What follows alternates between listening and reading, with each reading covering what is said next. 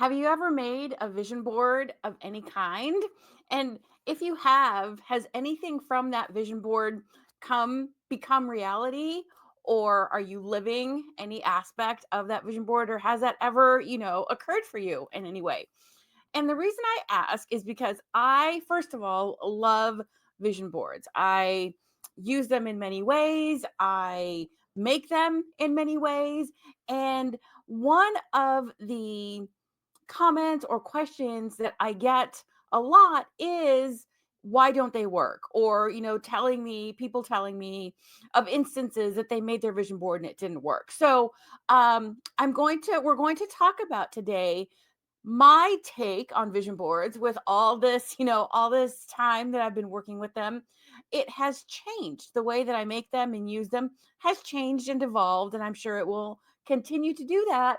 And so that's what I'm going to dive into today. Making vision boards, a different take on making them, why they might not work, and just giving you some good stuff that you can use on making your own vision board or tweaking one that you've got, or maybe giving it a try if it's something that you have never done before. Maybe this will inspire you to do so. So, vision boarding, and more specifically, rebellious vision boarding, the way I look at it, is what we're doing today, what we're talking about today. Forget cutting out pictures of yachts and mansions and random exotic beautiful places from magazines and putting them on a vision board, and instead ask yourself, what if you focused on how you want to feel instead of the things that you want? How does that land with you guys? What does that, feel like? Feel like when you hear that? Does that make sense? Does it spark some curiosity? Is it something that you're like, "Oh, okay, yes," or "Nah, I'm not too sure about that." There is no right or wrong answer. It's just a question to kind of kick us off and see where you are at. Kind of check in with yourself at the beginning here and see where you're at. So, what I'm going to cover in this podcast. And before I actually dive in, I should say hello. Hello. This is the newly rebranded Rebel Manifestors podcast. It was previously the Rockstar Manifestors podcast, and I rebranded it to Rebel because although I still love Rockstar Manifestors, rebel is the underlying vibe, and being rebellious can apply to so many things. And I will definitely be talking about those things in different topics and aspects. So we are, or this is not we, this is now the Rebel Manifestors podcast, but you can, of course, still listen to prior episodes of the Rockstar Manifestors podcast. It's in the same spot. So it's just a name change, rebrand, just kind of evolving. It feels like it really fits. That really fits appropriately right now. So, getting back to this vision board episode and topic that we're covering today, I want to hopefully, like, depending on where you are, whether you've made a vision board before or if you never made a vision board before, give you my take on it, and having a different focus. At least I think it's a different focus from the way that I initially learned and started using vision boards. A different focus of, instead of focusing on the things like I asked you in that question, focusing on the feeling. And this is very relatable to setting intentions, right? The way that I talk about in other things too, setting intentions. Now it can be a new moon or a lunar intention, or just an intention for the year, for the month, for the day, an intention for the specific thing that you might be incorporating on your vision board. And that can have many levels as well. So it can be as overarching as a word of the year that is kind of like a vision board to support how you want to feel that year, or this year, the year that you're working with it, and how that word and feeling relate to different aspects of your life, right? So it's like the overall umbrella for the year if you want to use it that way. And then you can also do, words, feeling feeling words as intentions for, lunar intentions for a month, again for a day, for a week, whatever the case is. And so that intention idea is setting an intention at the new moon, but there really is never a wrong time to set an intention. That's just an example that I work with and that I incorporate in the things that I talk about, the lunar cycle, but it's not required. It's not like this is the only time of year that you can, or the new moon is not the only time you can make a vision board, or the beginning of the year is not the only time that you can create a vision board. Anytime is the perfect time to do either. So first off, why traditional vision boards may not work. And what I mean by traditional vision boards are the poster boards or even other media. Like if you do a digital one or some other format or version, what I mean by traditional is kind of just starting with a canvas, whatever that is, the cardboard or poster board, and looking for the things that you want: the house, the vacation, the car, the tangible things, and also experiences, right? Like a trip or, like I said, to a certain place or location. So those are the things, the end result, if you will. So starting with those is really how I learned originally how to work with vision boards. Oops, sorry if you can if you can hear that. I don't know if you did or not, but if you did hear it, it is notifications. I'm in the LA area and I'm recording this shortly after. Although actually, some of the local wildfires are still going, and so that is the app, and it's just a notification. And I know it's not an important one. I know it's just more like of an update, just because I know what's going on. I've been looking at it throughout the day. So if you heard that, that's what that is. And if you didn't hear that, well, there you go. Just some added information. So, traditional vision boards focusing on the things and the end results don't always work because they don't connect you to that emotion. Like that very simple question, how do you want to feel, is actually quite a powerful question. So when we start with the things, they might not connect to that feeling. They might not evoke a feeling that will actually inspire us to keep going, to take the actions, or to really, even be happy or excited if and when the thing actually does become reality, does manifest. So, and going back to that by focusing on the things or the experiences, this is also a possibility that they are not things and experiences that you genuinely want. They may be things that you are either thinking or believing that you should want, you are expected to want, that everyone else or even other people that want. So you should want it too. It should be something that you want, or that it should attract your attention. Or someone has maybe, through someone that you grew up with, or a mentor, or a teacher, or whatever, kind of maybe put things out for you, like, oh, this would be a good thing for you, this would be a good career for you, this would be something that you should try. And so maybe we take on other people's desires. And I think for the most part, they're well meaning when they do things like that. But really, when it comes down to it, we are the only people, the only ones who know what is truly right for us.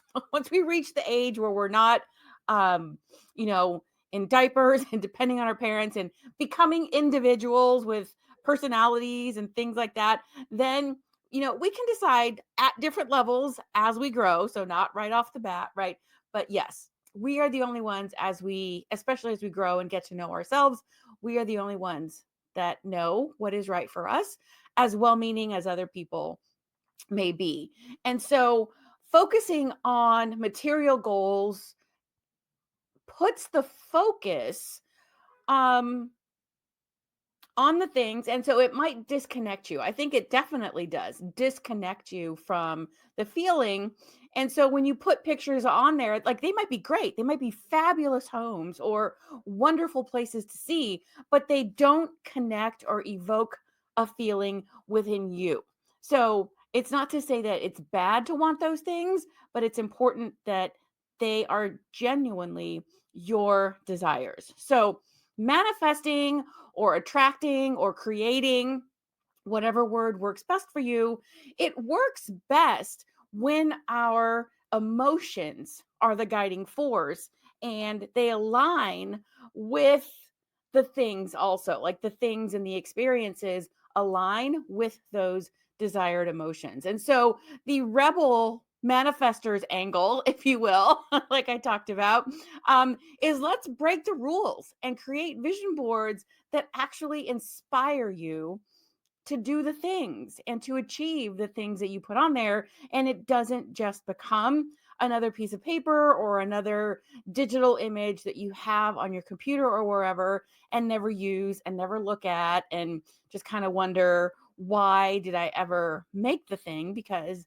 it didn't do anything. So the power of feeling, feelings based intentions, feelings based desires for vision boarding, and um and why it's so important.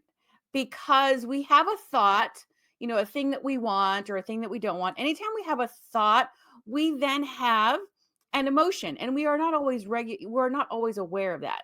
But if we think like, yo, a thought, let's have this for lunch. Either you're excited about it or you're not, and it might not be like so significant that you're actually aware of the emotion, but thoughts do, our emotions come from the thoughts. Like, oh, it creates or it evokes, taps into an emotion. So you don't necessarily, like, even let's say if you had a car or a house or something like that on your vision board, it's not only, or like that's the surface level. That is the surface level desire, which is fabulous if it's genuinely connected to your emotion. But what you really want, what we all really want, is the feeling that we associate with that thing. But we're not taught, or it's not common to really look at things that way. So if you want a house, let's say, whether you want a new house or to move into a house from an apartment or to build a house, that's the visible, tangible thing. But what is the feeling that is connected to that? It's different for everybody. Some people, it may be like security, stability, safety. Um, it could be also on the level of like wanting to, what's a good feeling word? See, as I'm talking about that, a good feeling word like um, indulgent, right? Like indulgent. You have reached maybe a certain level in career or income or whatever the case is, and you want to indulge yourself a little bit or a lot and get these things, and you're still going for the feeling. And there's nothing wrong with that, but also it's a good opportunity to check in with yourself and say, why do I want to indulge myself? Like, is it to impress other people, or is it something that I genuinely want? And if it's coming from you and it's not with this vein of, I'm going to keep up with the Joneses or impressing other people, then it's fabulous if it's genuine and from that type of perspective. But ask yourself, what is the feeling that you're after with the car or with the vacation or with the relationship that you're looking for? What is that feeling that is underlying? And it might not be readily um evident. You might not catch on, or you might not be aware of it right away, but it's there. We all that's that It's for all of us. That's how it works. We just don't really look at them or think about them all the time. So by starting with the feeling, that actually helps you and motivates you and inspires you and me and all of us to take the action and to stick with it when challenges arise or when we hit a hurdle or things become a little bit difficult. Because at the beginning it's always great, we have these desires and goals or whatever it is that you're working towards, but there's going to be that time as well where it's like it starts to get challenging and that motivation or inspiration or whatever wears off. Then it becomes up to us to keep going. It becomes up to us to get through the hard parts because no one's going to do it for us. And if it's really something that we're not genuinely um feeling that we want, we might still stick with it, but we won't have that feeling of accomplishment, or it won't last. It'll be like, okay, great, I did it. Now, on to the next thing if it's truly not yours. So starting with the feelings helps you align your actions to move you in that direction if it's your true desires. And so examples of feelings focused vision board, you can use images and words. You can draw, you can find pictures on digital platforms like Canva. You can cut images from books, again, not old books, I guess, or magazines, wherever, and words as well. And the thing is, when you focus on a feeling, you might have different types of images that all relate to the feeling. So, a pretty general and easy to explain, kind of share example that I use is freedom. So, if you are going for the feeling of freedom, that is the feeling you're working with, that's your intention, that's your theme if you want for your year or on your board.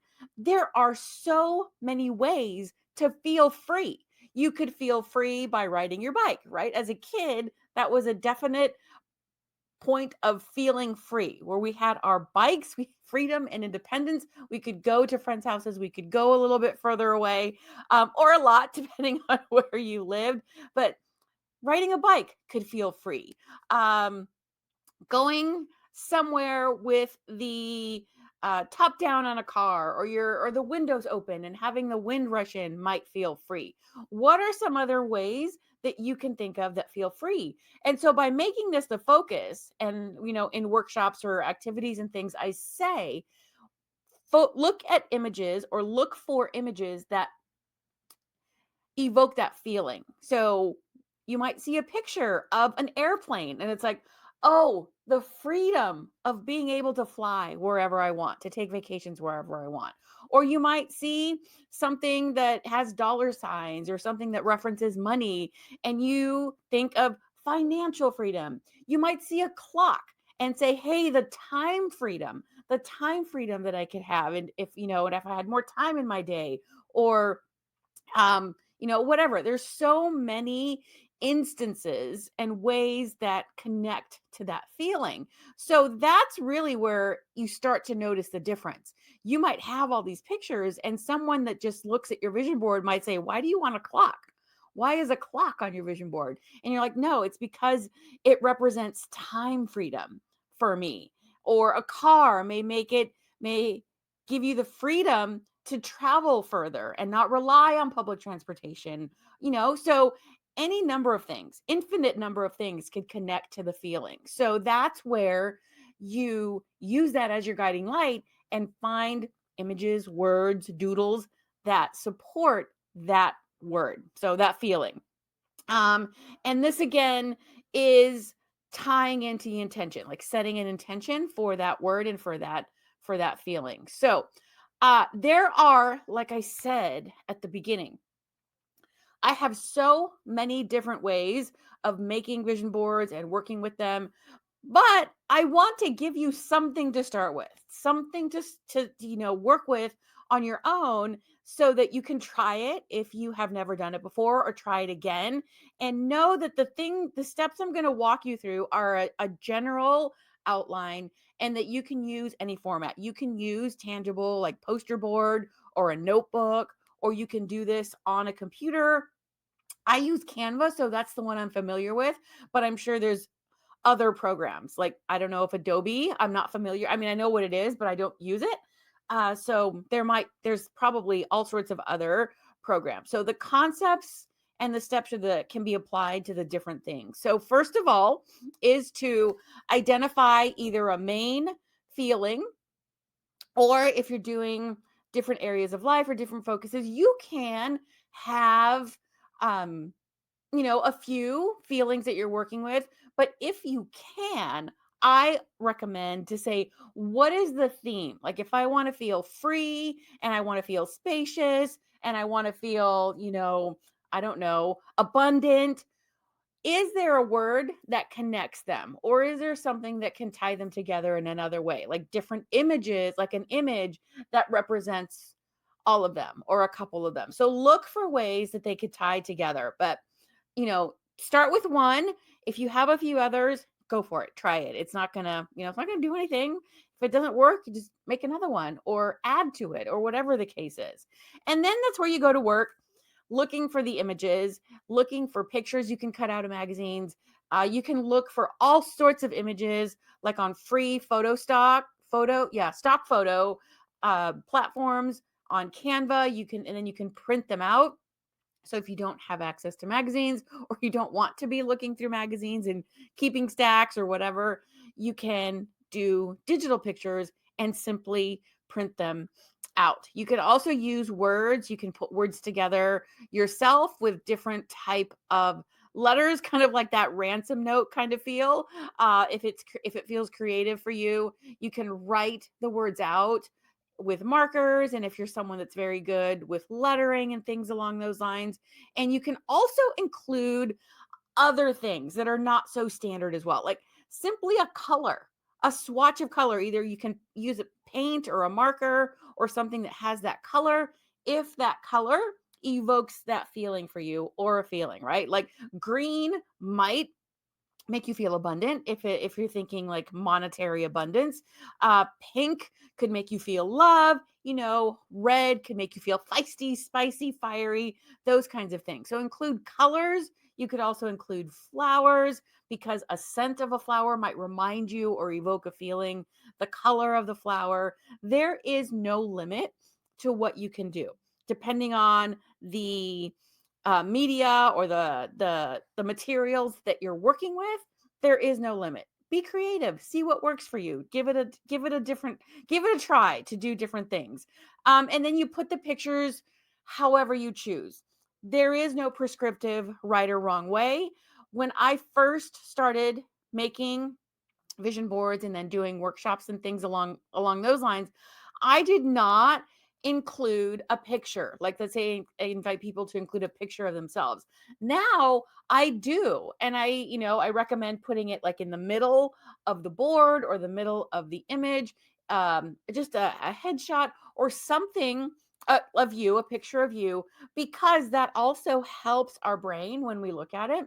It helps to normalize it and say, oh, yes, I'm associating me, the the picture, with these things and doing these things and experiencing these things. So it is, again, not a requirement, but now I like to include a picture of me on the vision boards that I make, so that my brain associates those things with me. Um, all right, I think arrange them in a certain way, and then an added kind of like an extra while you're putting your vision board together. And this doesn't have to be done all at once. It can definitely be done over a period of time, or just kind of as you can.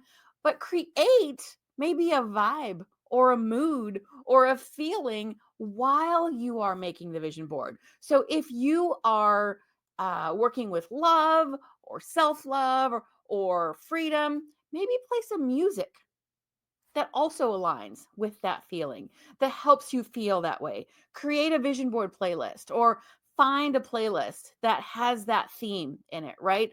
Play music from YouTube, light a candle, have some scented oils or scented candles that um, you can smell those aromas that also might contribute to helping you feel that feeling. And so you're coming at it and you're layering it in different ways.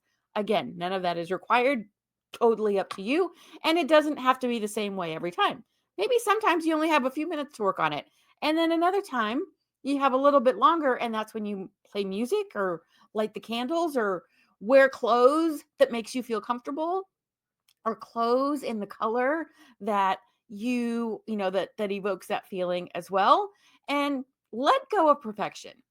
This is not set in stone. You're not gonna, be held accountable, or no one's going to punish you if you put something on a vision board and later on you say, I don't want that anymore, or I've changed my mind, or I've gotten some clarity, or now's not the right time. Nothing. That's actually part of the process of doing these vision board activities, because you start to realize, is this really a focus for me right now?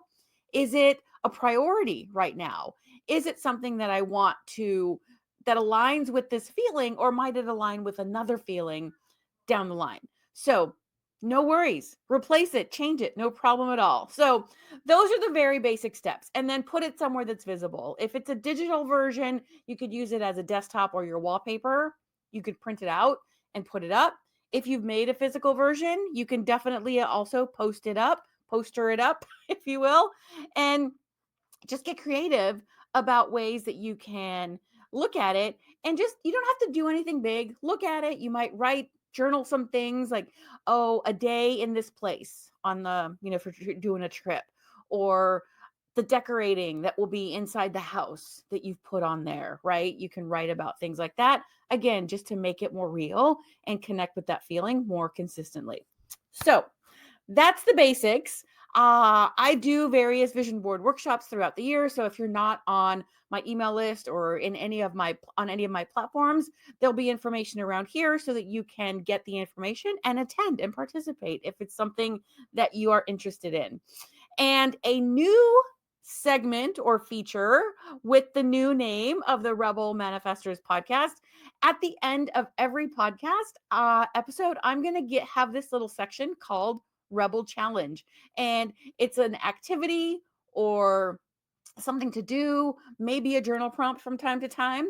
And so I'm going to give you this Rebel Challenge at the end of each episode, and for you to try during the week, or to keep in your toolbox, to access whenever you need it.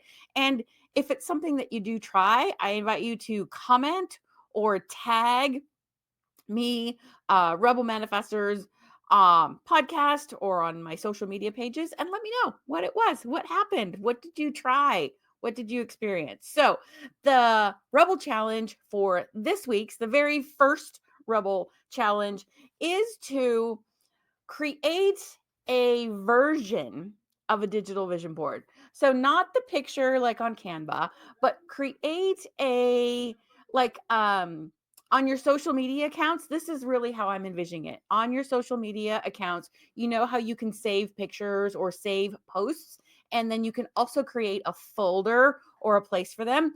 I invite you to create a vision board folder on your social media, and as you come across pictures or images or even videos, whatever it is, that evoke a feeling, or that that are things that you want, put them in that vision board, save them to that vision board folder, and from time to time, look through it.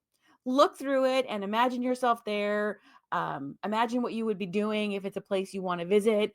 Again, imagine what the house might be decorated like. Imagine what it'll feel like to go skiing down the mountain. Just kind of look through it to keep those images and that feeling top of mind just when you have a few extra moments, or if that's part of your downtime, or maybe you set a specific time of a day or a week to look at it. But create those pictures, start saving them, because that will also help the algorithm, if nothing else, to bring you more of that. And it's just another way, a different layer. So it doesn't commit you to anything. You don't even have to do anything of creation wise, other than create a folder and start saving your pictures, your vision board pictures, in that folder. Let me know if you try it, or if you do it, or maybe you're already doing something like that, and some of the things that are you put in the folders, in your vision board folders, or that are already there. So that is what I have for you today. We covered why traditional vision boards may not work or may not have worked for you, um, the rebellious twist of focusing on feelings first, and then different, a general way, just a very general basic vision board activity that you can start working with, and the Rebel Challenge of creating a vision board folder on your social media profiles. So that's what we got for you this week. Thank you guys. I will see you next week. Take care.